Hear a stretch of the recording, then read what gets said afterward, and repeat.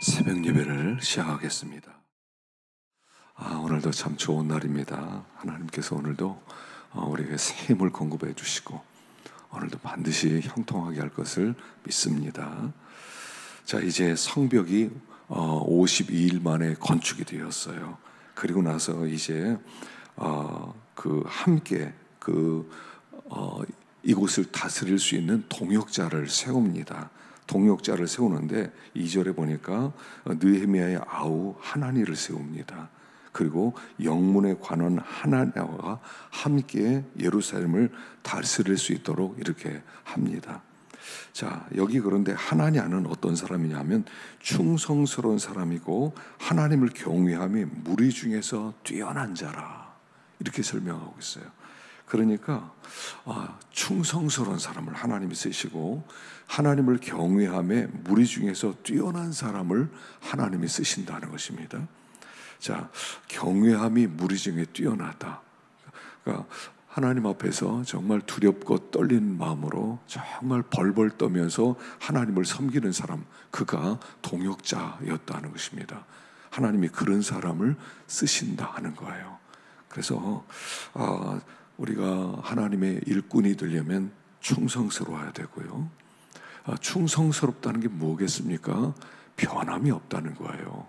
시작과 끝이 변함이 없어요. 시작에는 아주 크게 시작하고 끝에 가서는 이렇게 용두사미가 되는 격으로 그렇게 되면 안 되고요. 충성스럽다는 것은 처음부터 끝까지 동일하다 하는 거고요. 하나님을 경외한다. 하나님 앞에 두렵고 떨리는 마음이 있다는 거예요. 그래서 무리 중에 뛰어난 자라. 모든 사람이 볼 때 저 사람은 하나님을 정말 경외하는 사람이다 인정을 받을 만한 그런 낭중지추 같은 사람이죠. 그래서 송곳은 주머니에 넣더라도 툭 튀어나오는 것처럼 많은 무리 중에 섞여 있더라도 탁월한 사람은요 툭 튀어나오는 겁니다. 모든 사람이 볼 수 있도록 저 사람은 경건한 사람이다, 저 사람은 하나님을 정말 두려워하는 사람이다 하는 인정을 받았던 그런 사람들이다 하는 것입니다. 그리고 5절부터는 이제 인구조사를 하게 됩니다. 그런데 인구조사를 어떻게 하냐면 5절에 내 하나님이 내 마음을 감동하사 그래요.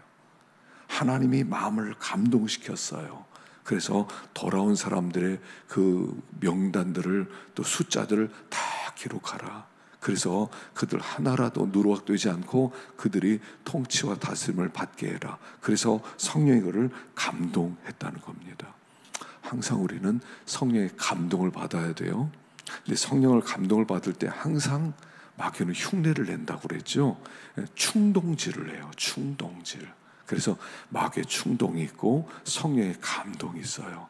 그래서 마귀도 우리의 마음을 자꾸 움직입니다. 마음을 움직이는데 마귀의 움직임을 충동시킨다고 하고요. 성령은 감동시켜요. 그러면 마귀의 충동과 성령의 감동은 어떻게 구분합니까? 열매를 보면 알아요. 열매가 참 아름다운 열매가 열리고 형통하고 하나님이 축복하시고 감동시키는 거고요. 마귀의 충동질을 받으면 일이 안 돼요. 똑같은 인구조사를 다윗도 했거든요. 다윗은 마귀가 격동시켜서 인구조사를 해요. 나중에 하나님이 기뻐하지 않습니다. 그래서 큰 7만 명이 하루아침에 죽는 그런 열매를 맺게 됩니다. 그래서 우리가 잘 분별해야 돼요. 성령의 감동인지 마귀의 충동질인지. 성령의 감동을 따라가면 자꾸 창성해요. 순리입니다. 하나님이 이끌어 가시는 거거든요. 그러니까 성령의 감동을 우리들이 받아야 된다 하는 것이고요. 근데 쭉 이렇게 명단을 쭉 기록하고요, 이름을 기록하면서 64절에 보니까 이 사람들은 계보 중에서 자기 이름을 찾아도 찾지 못하므로 부정하게 여겨 제사장의 직분을 행하지 못하겠다. 이제 명단을 쭉 조사하고 그런데 우리도 우리 부모님이 그러는데 우리도 레위 자손이랍니다. 우리도 제사장 직분을 했었답니다. 우리 할아버지 대해서 그런 일이 있었답니다. 그래서 명단을 찾아보니까 족보에 이름이 없어요. 그러니까 족보에 이름이 없다. 그리고 그들은 제사장 직분을 행하지 못하겠다 하는 겁니다. 자기의 정체성이 분명해야 된다는 거예요. 자기의 정체성. 하나님의 백성이라는 증거가 있어야 돼요. 심령 가운데 확신이 있어야 돼요. 마음 가운데 내가 하나님의 사람이냐, 내가 참 신자냐, 내가 그리스도인이냐. 그 책방에 가니까요, 액자가 있는데 액자에 그냥 아주 단순하게 써 있더라고요. 나는 그리스도인입니다. 그냥 액자가요, 참 신선하더라고요. 나는 그리스도인입니다. 이런 확신이 있어야 돼요. 그 확신은 성령이 주시는 인침이에요. 그래서 내가 진정한 하나님의 백성이냐는 정체성에서부터 거기서 진정한 믿음이 나오는 거고요. 그 믿음 있는 행동도 거기에서 나오게 되는 것입니다. 내가 진정한 그리스도인인지 늘 점검을 해야 되겠습니다. 자, 여기 보면 이제 앞부분에는 이제 데살로니가 전도가 시작되죠. 그리고 데살로니가 전도가 아주 참 잘 됐습니다. 그런데 이 복음이 전파되는 곳에는 항상 시기하는 사람이 나온다 그랬죠. 이 복음은 나누는 겁니다. 그 복음은 항상 환영만 받지 않아요. 우리가 복음의 사람으로 살아가면 반드시 우리를 대하는 두 종류의 사람이 나오죠. 환영하는 사람과 대적하는 사람이 있습니다. 왜냐하면 복음은 영적인 것이기 때문에 그래요. 그래서 이 땅은 영적인 세상이에요. 사람이 그렇게 좋아요. 근데 예수 얘기만 하면 눈의 색깔이 달라지는 그런 사람이 있죠. 그래서 이 복음은 항상 사람을 나눈다는 거예요. 환영하는 사람과 믿는 사람은 환영하고 형제처럼 대하고, 그 하나는 원수처럼, 철천지 원수처럼 대하는 두 종류의 사람이 있게 된다는 거죠. 그래서 여기서도 이제 핍박을 받게 되죠. 그리고 나서 베레아로 가게 됩니다. 이 베레아 사람들은 11절에 데살로니가 있는 사람들과 너그러워서 간절한 마음으로 말씀을 받고 이것이 그러한가 하여 날마다 성경을 상고함으로 믿는 사람이 많았다. 자, 베레아 사람들은요, 너그러운 사람이었다는 거예요. 마음이 이렇게 넓은 사람이었고 성품이 좋았다는 거죠.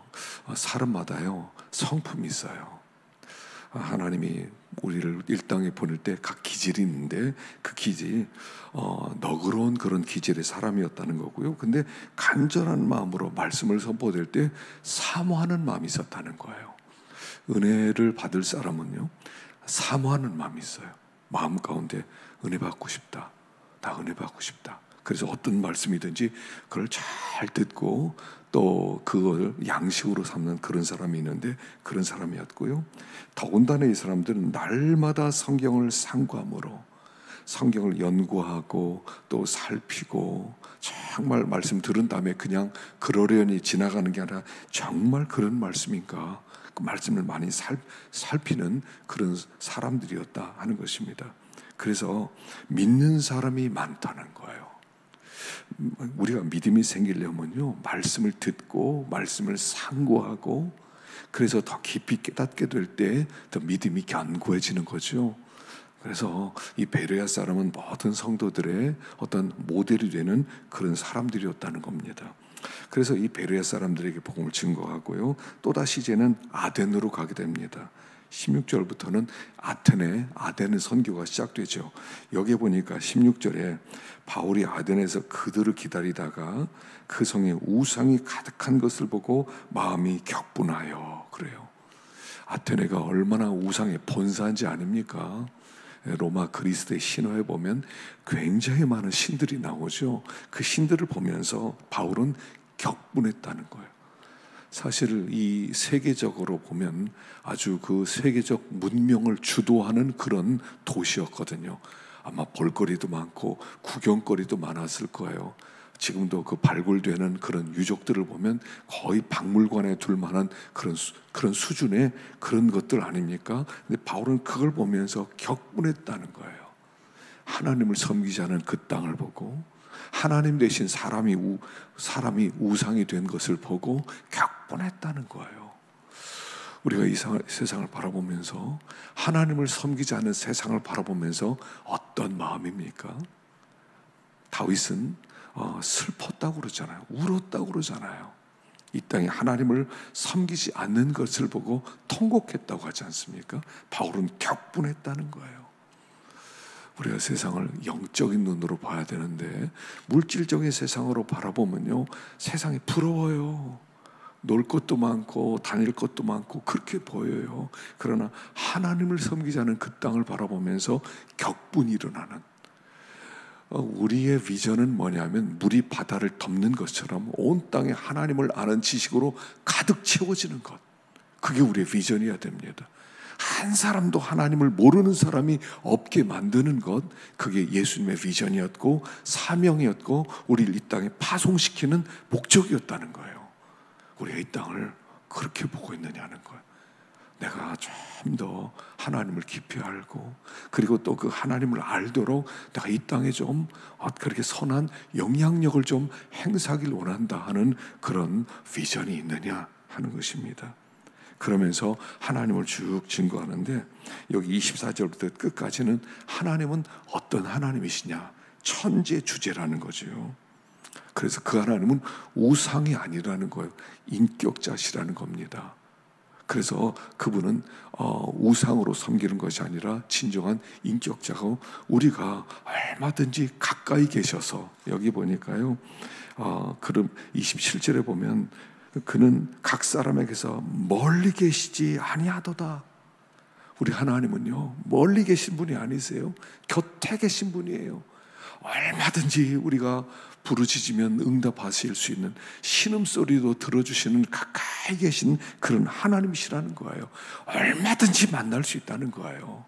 하나님은 멀리 계셔 찾을 수가 없어, 하나님이 어떤 분인지 몰라, 그런 하나님이 아니라 곁에 계셔서 얼마든지 가까이서 부르짖으면 응답해 주시는 그런 하나님이시고, 그냥 원하면 누구든지 원하면 만나 주실 수 있는 그런 분, 그런 하나님이시라는 거예요. 근데 그 하나님이 31절에 보니까 천하를 공의로 심판하를 작정하시고, 심판할 날을 작정하신 하나님, 심판하고 작정하신 하나님.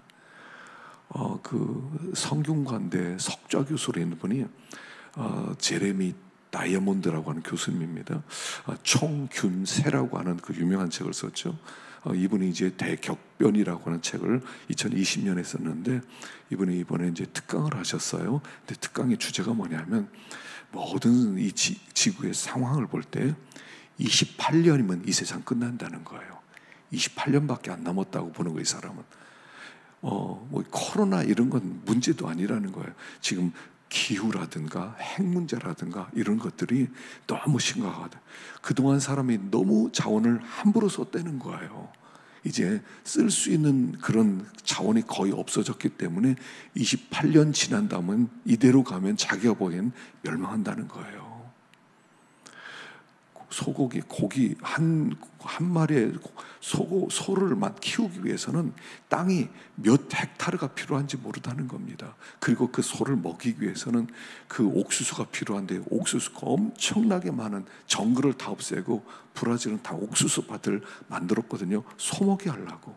근데 소가요 6억 마리도 넘는데, 이 땅에는요. 이 자원들을 우리가 고기 먹을 때마다 이게 자원을 그렇게 고갈시킨다는 거예요. 이제 코로나 때문에 지금 이 지구가 겨우 좀 숨 좀 쉬게 되었다는 거죠. 공의로 심판할 날 작정하셨어요. 물론 뭐 28년 뒤에 멸망하겠습니까마는, 자기가 볼 때는 기후의 변화나 우리가 이렇게 자원을 낭비하면 얼마 남지 않았다는 것을 아주 경고적인 메시지로 우리에게 전했더라고요.